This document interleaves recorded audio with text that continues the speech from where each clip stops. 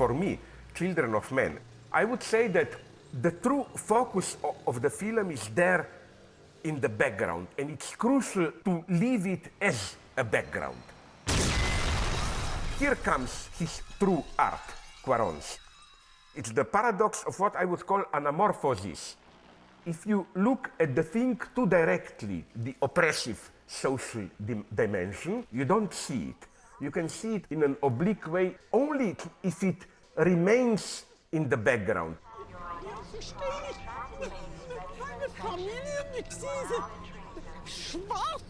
Children of Men is, in a strange way, a remake of Y tu mamá también. What attracted me immensely in Y tu mamá también is this wonderful tension between foreground and background.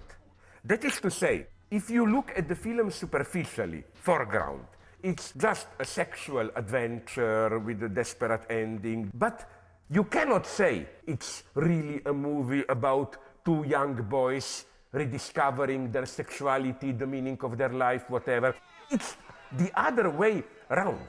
You see this absurdity of their life. It's so clear that the way they experience their sexual traumas and so on, it's against the background. It throws the light on these signs of social oppression. And it's the same, I think, in this film. It's not really that all this infertility and so on is just a pretext for, I don't know, the hero's inner journey from this apathetic anti-hero mode to more active engagement and so on. No, it's this fate of the individual hero remains a kind of a prism through which you see the background even more sharply. I think that the film gives the best diagnosis of ideological despair of late capitalism, of a society without history.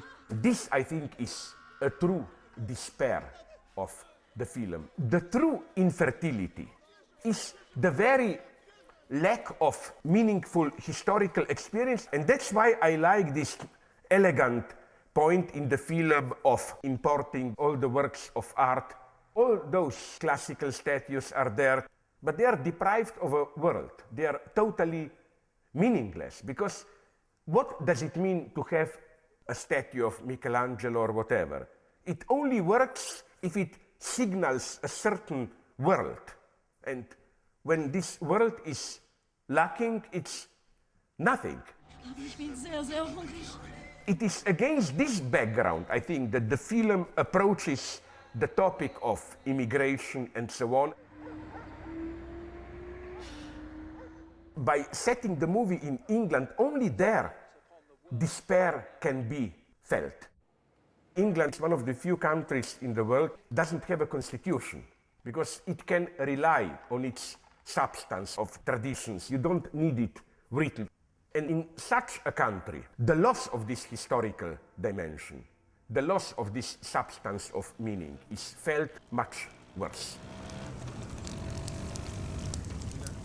Two changes between the novel and the film I want to mention. It's to replace the anti-hero hero's best friend, Jasper.